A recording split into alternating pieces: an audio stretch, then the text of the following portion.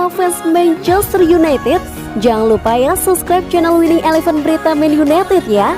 Karena di setiap hari Seninnya, kita akan mengadakan giveaway 1 jersey bagi subscriber beruntung.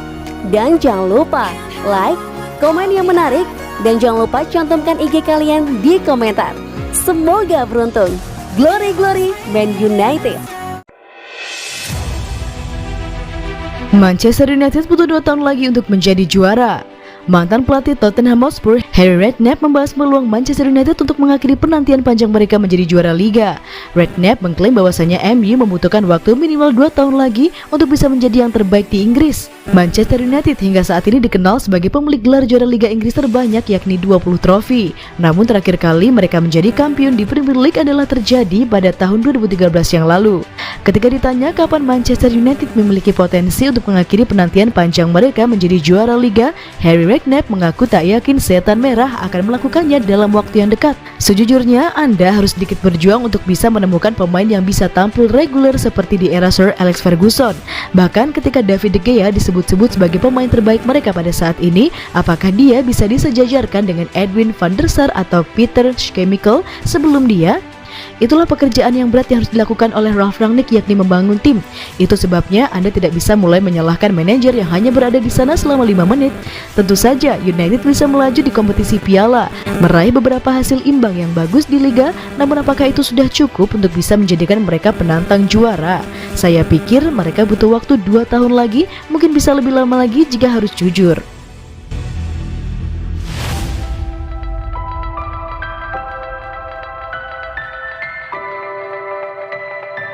Menang lawan Aston Villa, Rangnick puji peran vital Donny van de Beek.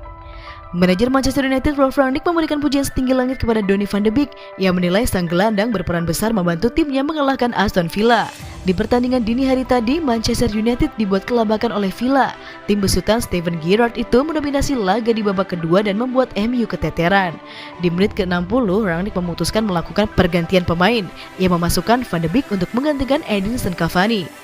Rangnick lega ia memasukkan Van de Beek di laga ini. Sejak awal kami tahu kami harus memainkan minimal 3 gelandang melawan Aston Villa, ujar Rangnick yang dikutip dari Manchester Evening News.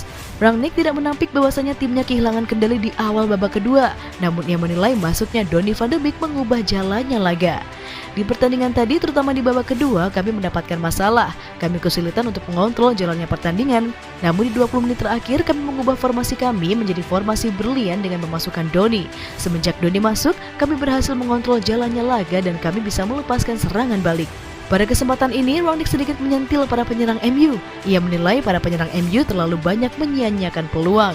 Ia menilai MU seharusnya bisa menang di atas 2-0 andai para penyerangnya bisa mengonversi peluang dengan baik. Sayang sekali, kami tidak bisa mengambil keputusan yang tepat di kotak penalti lawan.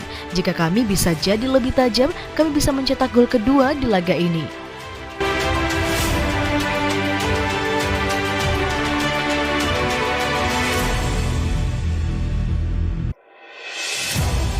PSG siapkan wujudkan duet Ronaldo dan juga Messi. Paris Saint-Germain PSG disebut siap merekrut Cristiano Ronaldo sekaligus mewujudkan duetnya bersama dengan Lionel Messi.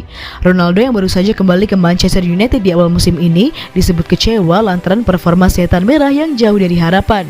Meski diikat kontrak hingga 2023, Ronaldo punya peluang untuk hengkang di akhir musim, terlebih bila Manchester United tidak lolos ke Liga Champions. Menurut laporan dari Sputnik, PSG mulai disebut sebagai salah satu klub yang berniat untuk mendatangkan Ronaldo. Langkah ini membuat PSG bakal mewujudkan mimpi banyak pihak untuk melihat Ronaldo dan Messi berada di tim yang sama. Dalam lebih dari 1 dekade terakhir, Ronaldo dan Messi selalu bersaing satu sama lain. Pencapaian keduanya bahkan jauh melebihi torehan rata-rata pesepak bola lainnya di dunia. Sebelum keduanya pensiun, tentu bakal menarik melihat bila Ronaldo dan Messi bisa bermain dan bekerja sama untuk menekan barisan pertahanan lawan. Rumor Ronaldo bakal direkrut PSG sendiri tentu bakal berhubungan dengan masa depan Kylian Mbappe di Lopoksiang. Sejauh ini, Mbappe belum menandatangani perpanjangan kontrak dan bakal pergi dengan bebas transfer di akhir musim bila tidak ada kesepakatan anyar dengan klub. Andai Mbappe benar-benar pergi dari PSG, tentu operasi merekrut Ronaldo bakal masuk ke tingkat yang lebih serius dibandingkan saat ini.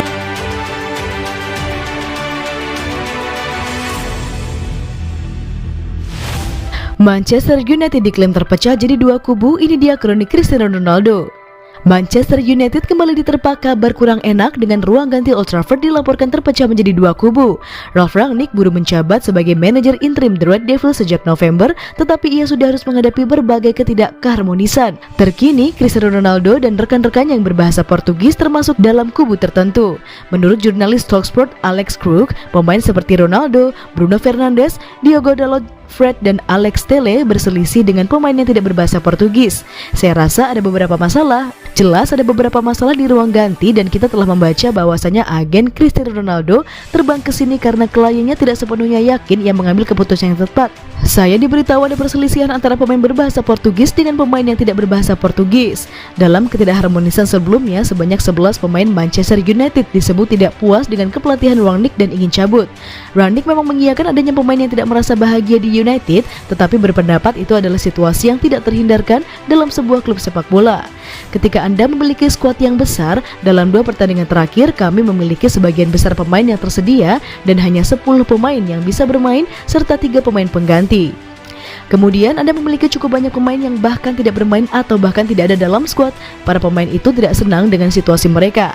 Saya harus menjelaskan kepada pemain setiap 2 atau 3 minggu mengapa mereka tidak bermain, dan itu adalah masalah di tim kami dan juga klub-klub lainnya.